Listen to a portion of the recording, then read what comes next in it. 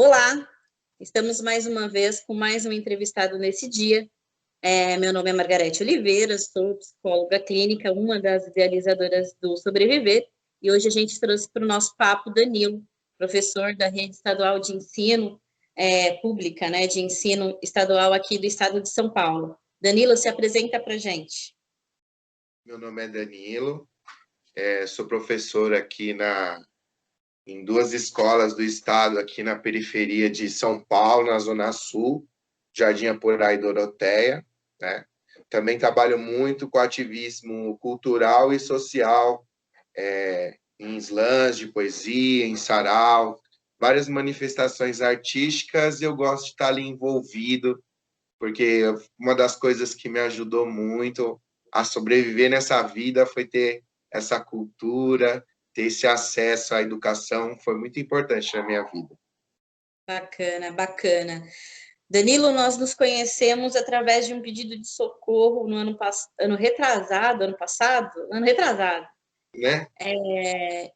E você, muito sabiamente, notou, você olhou para o lado e você viu que não estava legal a situação do que você estava vendo, os alunos, a condição da escola onde você estava lecionando, a estrutura tanto física, né, dela, quanto a organizacional, o acolhimento aos alunos, enfim, todo o sistema ali estava muito comprometido e você tinha casos muito preocupantes de alunos bem comprometidos com a sua saúde mental. Nós iniciamos um projeto lá, nós não demos continuidade a ele por, enfim, vários motivos, várias razões, mas a gente sabe que você, anteriormente à nossa convocação, e inclusive depois, continuou com esse trabalho. Queria que você falasse um pouquinho para a gente de como que é um educador olhar para o lado e ver que as coisas não estão boas e como quais são as movimentações que acontecem aí, pelo menos com você, obviamente, o que rolou para que você buscasse ajuda? Assim, uma coisa que é importante falar é, assim, na convivência escolar, eu convivendo, porque eu trago muito uma pedagogia da presença, né? Eu sou um educador que eu dou muito, muito valor à escuta, né? Dessa outra pessoa. Então, isso desde quando eu comecei. Então, em 2017, eu comecei nessa escola, na Joaquim Adolfo, na escola que o apelido é o Corujinha, na região da Interlagos, ali, Sabará. E eu justamente onde eu me formei, e é muito fácil. A gente, quando a gente tem esse diálogo e a gente começa a escutar as histórias, então uma coisa que eu identifiquei muito foi essa questão da depressão, questão da melancolia, da exclusão, do bullying, sabe? O racismo, o machismo, são coisas que eu identifico muito, não só dentro do Corujinha, como eu identifico também dentro das outras escolas que eu trabalho esse ano, né? Esses vários fatores que contribuem para essa saúde mental, para a deteriorização, né? Então, barra o que a gente vive, o educador mesmo que se importa, que está ali no chão da escola, os vários casos que chegam para a gente e que a gente tem que confrontar, e todo dia ali é uma batalha contra esse mal do século, que é a depressão, né?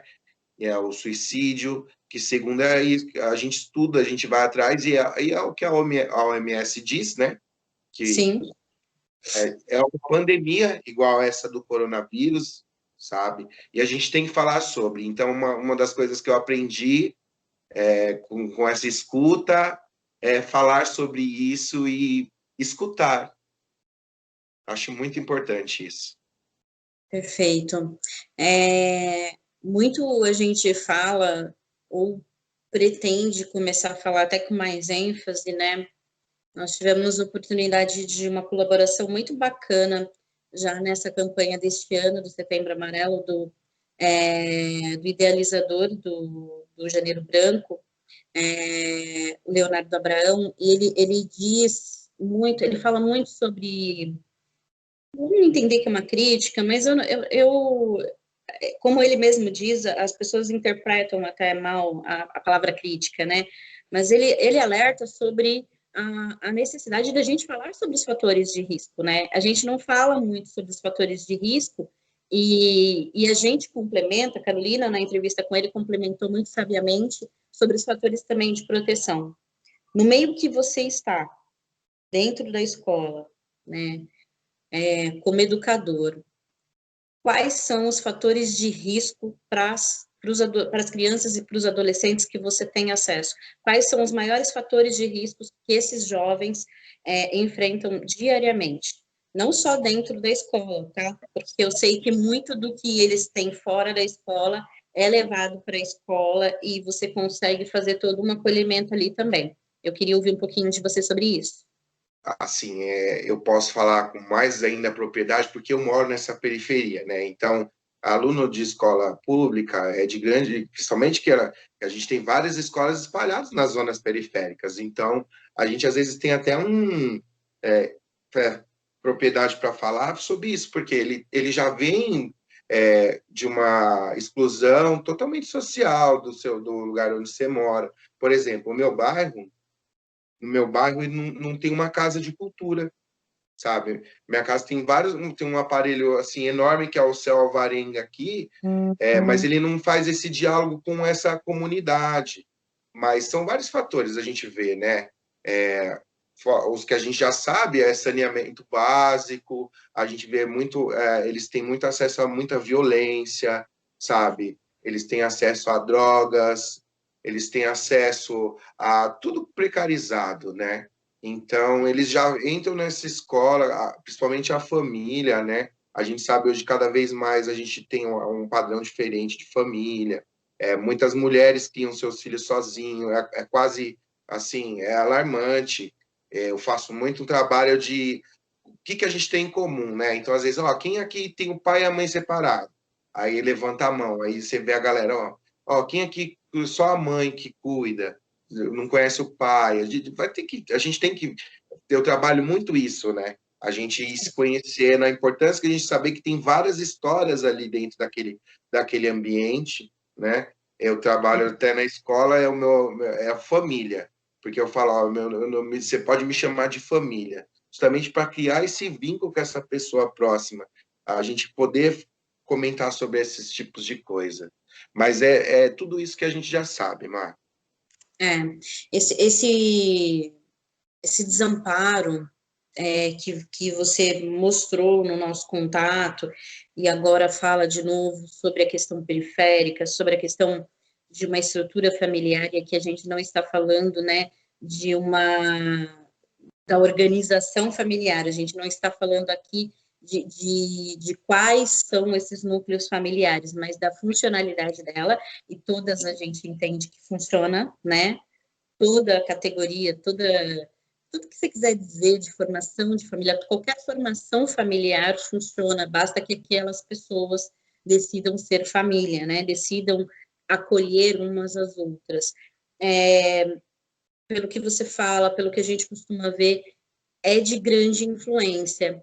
E aí a gente pode até falar um pouquinho, porque eu pedi para você citar, né, os fatores de risco e também falando dos de proteção, tem um equívoco muito grande quando a gente acredita que a escola ou que a casa é fator de proteção para um jovem, para uma adolescente, para uma criança.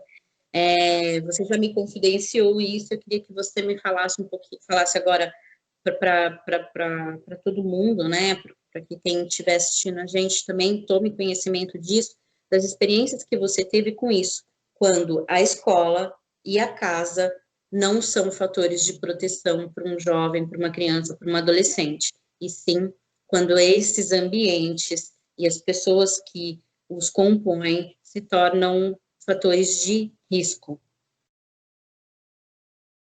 Sim, a gente, na escola mesmo, a gente tem muito bullying, né?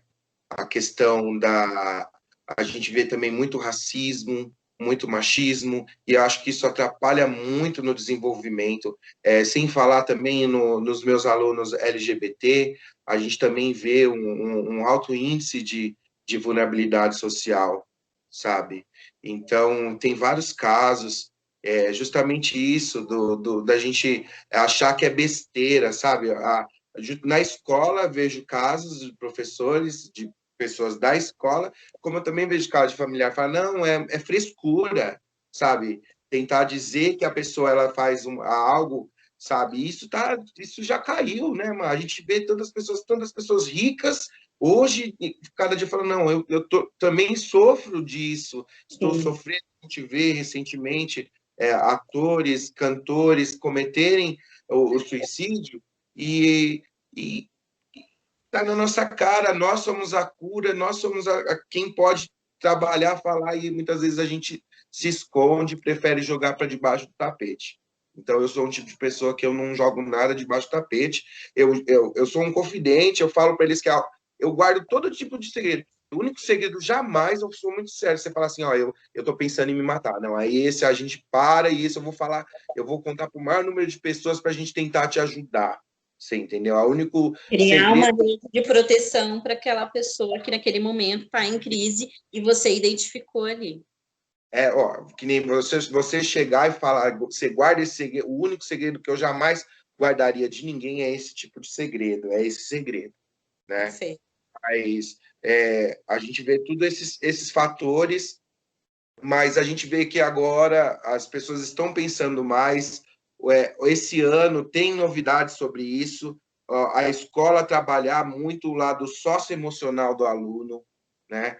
Com projeto de vida, teve agora toda a escola do estado, o aluno tem duas aulas por semana, aula de projeto de vida, né? Quero muito que você me fale sobre isso. Nem deixei você me contar isso em off, porque eu já gostei do título, agora eu quero saber tudo sobre isso aqui junto com quem estiver assistindo a gente. Me fala.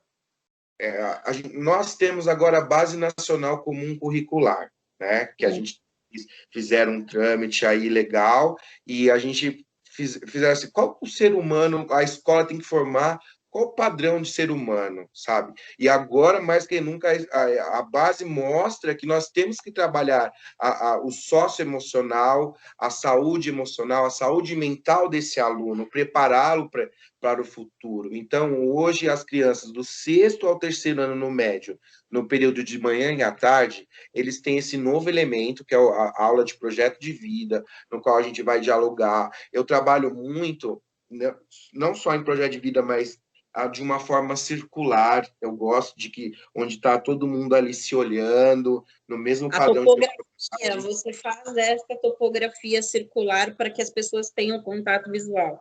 Sim, sim, eu trabalho. Aí o próprio projeto de vida já diz, ó, se invente, reinvente. A educação precisa, é uma coisa que eu vim para mudar mesmo, que a gente está vendo uma escola ainda do século XIX, mas aos poucos, um projeto de vida já mostra engatinhando, né? Só que aí o projeto de vida tende a mostrar para o aluno que a necessidade que ele tem de ter planos, metas para a vida dele, não só profissional para o mercado de trabalho, mas como pessoal, né? A importância disso. Então eu friso muito para eles a questão do pessoal.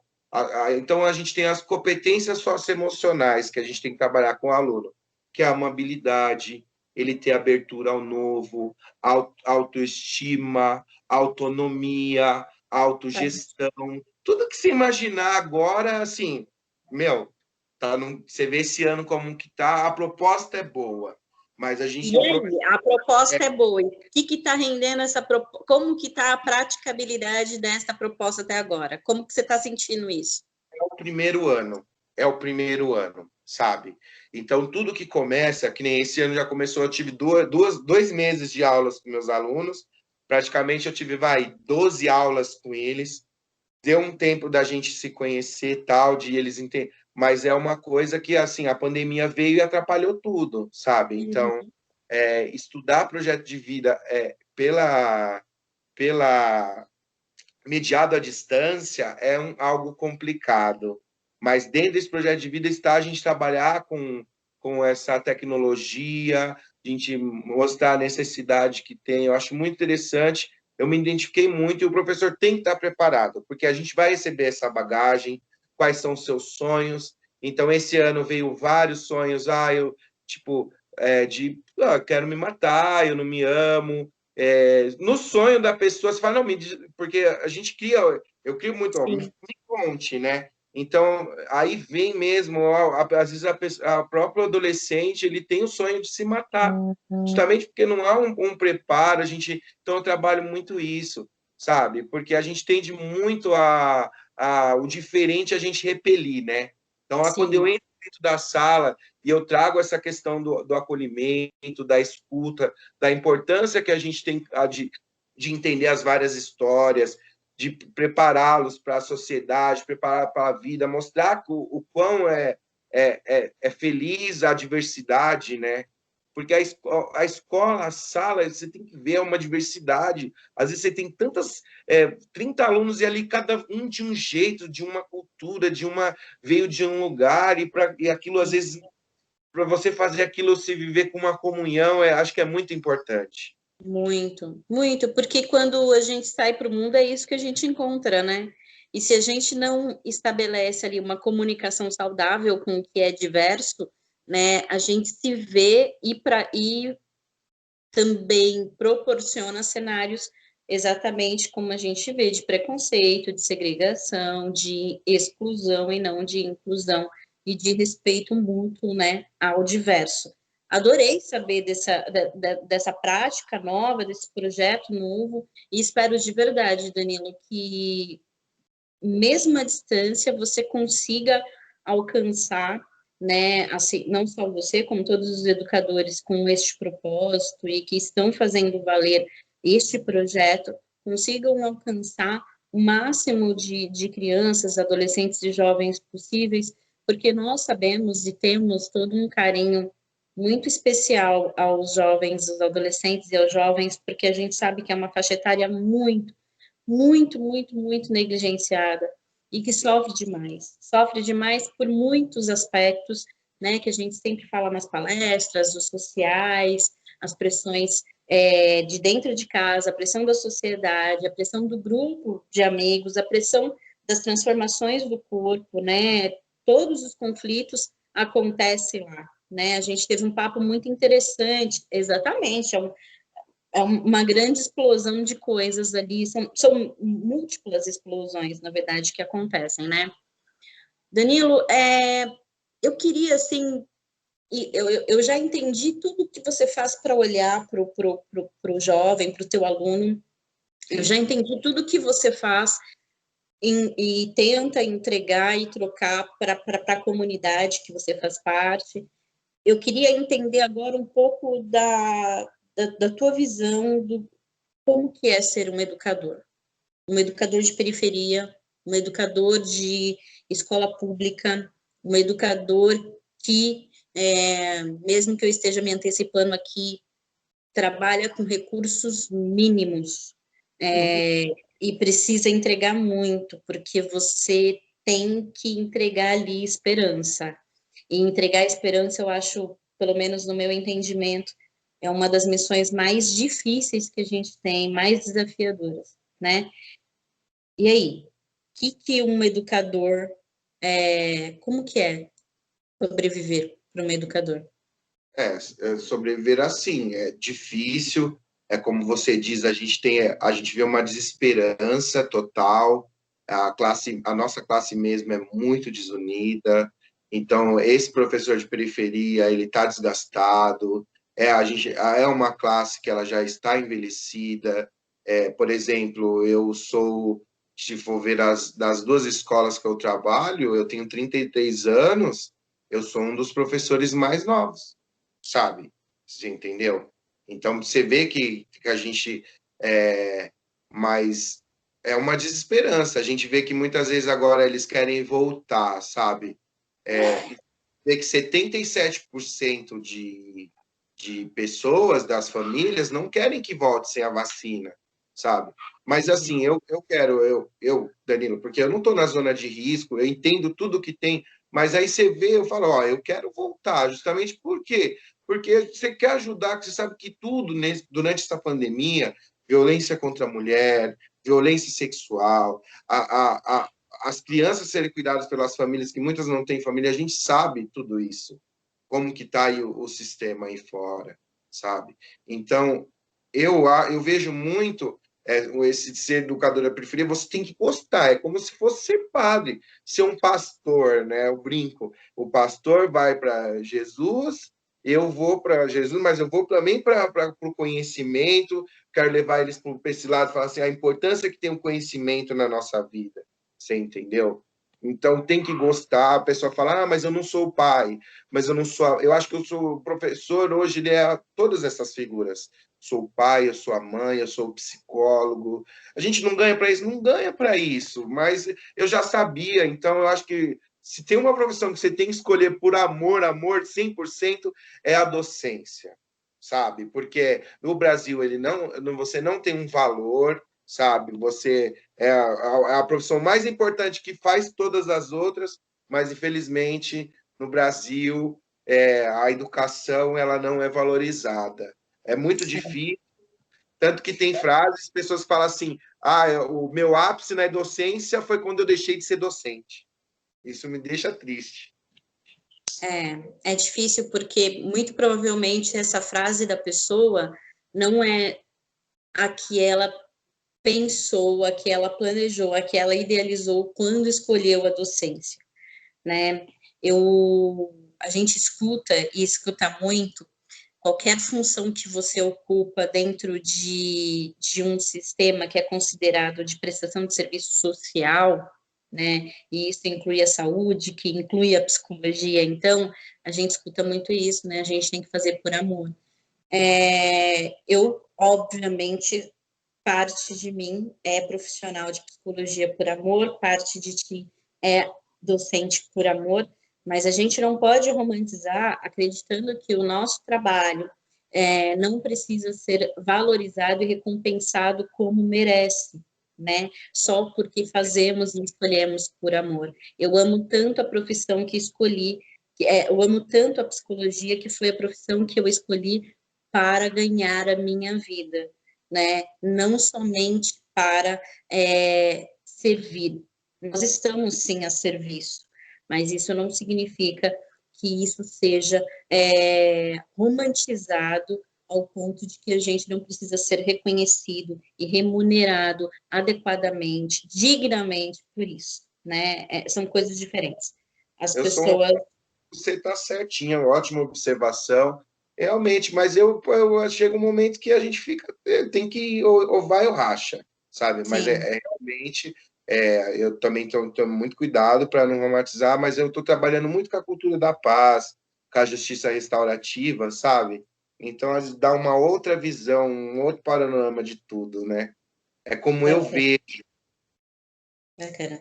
E Danilo, esse serviço todo, esse se colocar a serviço, existe uma coisa que a gente vira e mexe, gosta de conversar muito com as pessoas e gosta de perguntar, principalmente naquelas que a gente recebe em consultório, recebe nas nossas palestras, o que a gente cruza por aí, que é uma pergunta que não quer calar e muito importante. Quem cuida de quem cuida, Danilo? Quem cuida do Danilo que cuida de todo mundo? Infelizmente, eu tento fazer, né, dentro dos professores, ali dentro do meu ambiente escolar, algo que traga uma coletividade, mas eu vejo muita dificuldade mesmo de acolhimento. A gente, dentro dessa docência, existem várias, cada um segue, eu tento trazer tudo para si, mas não tem essa pessoa dentro da escola que cuide de quem cuida, né? Isso que é muito difícil, que faz a gente pensar. Então, a gente não tem um suporte. Tanto que há pesquisas que mostram que o índice alarmante de professores que se afastam por problemas da saúde emocional e mental, porque Sim, é um ambiente de extrema violência, e muitos professores tentam ser ali a diferença. Muitos tentam, conseguem, mas por o sistema ser fragmentado, por não ter um espaço, eu tento formar de escuta. É importante isso, e a gente não tem, a nossa sociedade precisa mais, a escola precisa mais, eu entro, eu faço o circo, falo, gente, fale. A importância de escutar, você tem de, eu aprendo muito escutando. Falar assim, vocês vão aprender comigo? Mentira, muitas vezes eu vou aprender mais com vocês do que vocês comigo. Eu dou Até essa mesmo visão. o conhecimento é fluido, né? Ele precisa estar circulando, né? O professor do século XXI, ele não é mais aquele transmissor. Eu sei chegar ali na sala, fazer e ficar não achar que você abre uma gaveta, joga ali, o aluno entende. Não, hoje você tem que mediar, você tem que ser um tutor, despertar neles uma forma de, porque cada um é uma caixinha, né? Exatamente.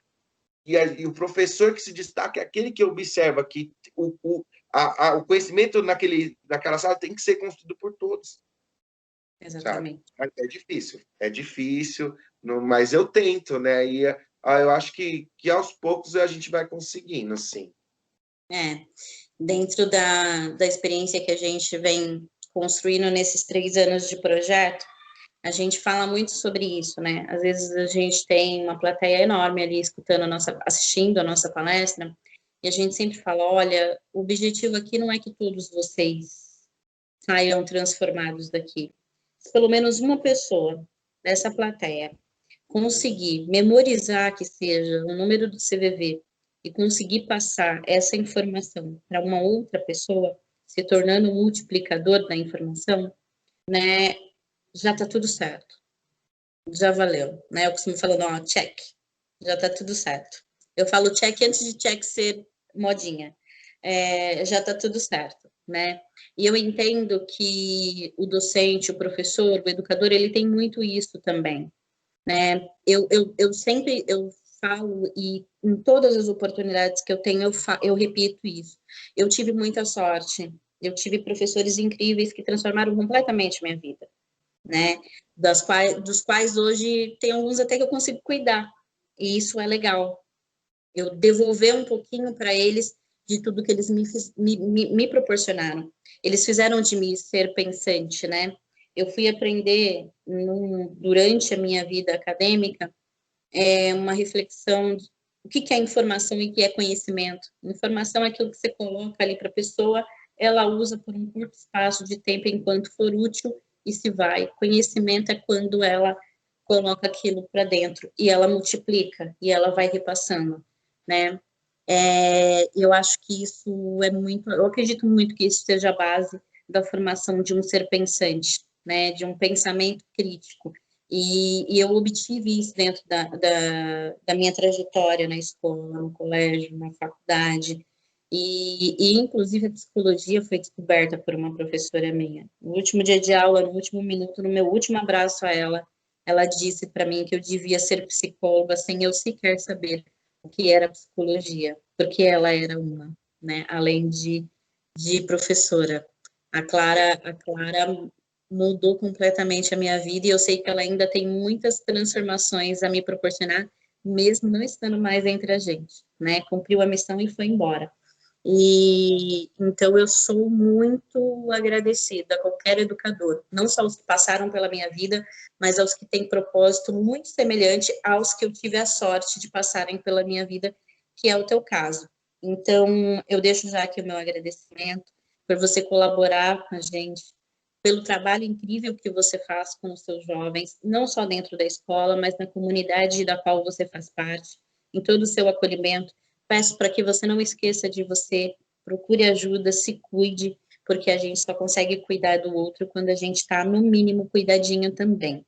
E eu queria que, para terminar, você deixasse uma mensagem, claro, para o jovem que é ou não seu aluno, né? Como se você estivesse falando para um aluno teu, mas eu queria também que você falasse para a comunidade, para os teus colegas docentes também. Eu queria que você passasse o que você gostaria de falar para o mundo aí, para a sociedade, para colaborar com esse pedido para a gente que é de sobreviva, né? Que tem solução, tem como acontecer, tem como se trabalhar sobre isso. Eu lembro que a gente foi a gente chegou lá na escola dentro de uma situação muito tensa, de uma ameaça iminente de suicídio de um aluno, de uma volta de uma menina de internação, de uma aluna de internação por tentativa, que não havia sido recepcionada adequadamente, né, pela família, que devia ser fator de, né? A gente acredita que é fator de proteção, mas não é. A gente escutou muito e a gente sabe que você escuta muito. O que você quer falar? Eu me inspiro muito em pessoas notáveis, né? Assim, Jesus Cristo, Martin Luther King, a gente tem Buda, e a gente vê que não adianta. Eu não sou o tipo de pessoa, a gente hoje em dia, a gente não pode varrer mais nada para debaixo do tapete, sabe? Então, nós precisamos falar sobre racismo. Nós precisamos falar e escutar, né, sobre racismo. Precisamos falar e escutar sobre feminicídio, que o Brasil é o quinto, continua sendo o quinto país no mundo que mais mata mulheres. A gente tem que falar sobre suicídio, que os índices são alarmantes também. O Brasil é o primeiro no mundo em transtorno de depressão e ansiedade. Isso é dados, isso aí é pesquisas que a gente pode achar facilmente na internet, sabe? Dos índices. Então, a gente escutar e falar é muito importante, né? E essa mensagem que eu trago para a nossa sociedade, que está cada vez mais polarizada, né? Entre esquerda e direita, sabe? Então a gente falar sobre aborto, a gente fala tanto sobre o aborto materno e a gente não fala sobre o aborto paterno. E eu falo sobre o aborto. E os homens que fazem os filhos e abandonam, que muitas vezes não tem nenhum nome. Por que a nossa sociedade criminaliza a mulher, mas não criminaliza esse homem, né?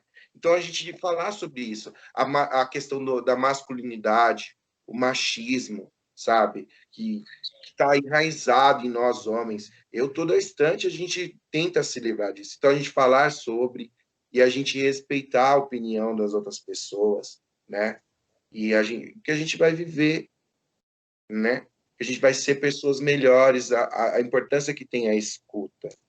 E a gente precisa escutar mais e muitas vezes falar menos, né? Como é meu caso, eu escuto mais e daquela escuta eu consigo construir, a gente consegue construir junto um mundo junto ali dentro da sala de aula, no evento que eu faço, sempre quando eu tenho espaço, lugar de fala, o meu discurso hoje aqui é eu mesmo dentro da sala de aula, Mar, onde a gente se vê esse vai ser o Danilo, esse vai ser o discurso sempre de paz, de amor, respeito, sabe? E falar sobre tudo. E a gente precisa falar. Eu aprendi isso. Eu não guardo mais nada. Que nem eu fiquei muito frustrado todo esse tempo. E eu falei, não fiquei guardando. Ser educador na pandemia foi uma coisa horrível. Foi. Fala um Sendo, né? pouquinho aí, não interrompendo aí a sua mensagem, já me fala aí. Qual que foi o grande desafio do Danilo educador na pandemia? E Você tem fez tanta essa questão de trazer para perto, né? Como é que foi conter isso? entrar em contato com esse aluno, né? Principalmente partir do pressuposto que ele vai pegar o celular dele e vai começar a estudar. Acho que a maior dificuldade foi essa, né? A tecnologia veio para ficar, ela é excelente, mas por mais que eles sejam essa geração Y, essa geração Z, antenada, muitas coisas eles não dominam. Então é necessidade agora a gente ir trabalhando e espero que acabe logo, porque não tá sendo legal para o educador. A gente entende tudo o que a tecnologia trouxe para a gente de benefício, mas a gente precisa entender que ela só existe por mãos humanas e nunca será, portanto, superada por essas mesmas mãos humanas, né? Nosso afeto, né? Eu acho que é importante, Danilo, ressaltar que em meio a todos esses desafios, todas esses percalços, né, durante o caminho, ainda mais uma pandemia que ninguém esperava e pegou todo mundo muito desprevenido, esse convite a se reinventar chegou para você e você conseguiu, de uma forma ou outra, a trancos e barrancos, tá dando conta, tá Sim, né? lidando com isso, tá De lidando 40 alunos, 10. é, Tá bom, né? mas é aquilo, né, Danilo? Se de 30, 10 estão indo e 3 saem com alguma coisa, gente né? já faz. Eu acho que isso aí já é, eu acho que isso tem muito a ver com a missão do educador, né?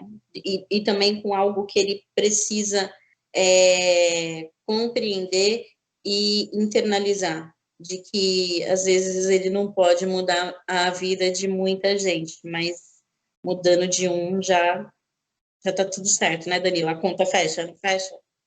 Fecha, fecha. Danilo, muito obrigada mais uma vez. Agradecer por toda a sua prontidão, por estar sempre disposto a colaborar com o nosso projeto, nos colocar à disposição também. Pedir para que você não desista, que seja esperança, porque a gente também espera em pessoas como você, que sobrevivem. Eu que agradeço a todos vocês aí. Quando eu precisei, vocês estavam lá para me ajudar. Hoje, do muito que eu sei ao combate, a essa pós-venção e a prevenção ao suicídio, vem dos que vocês falaram para a gente. E eu acho muito importante que estejam pessoas assim que nem vocês, que nem eu, para a gente ser a diferença nesse mundo aí e sobreviver a cada dia, né? Nessa pandemia, nesse mundo. Gratidão, família. Tamo junto. Obrigada, Danilo.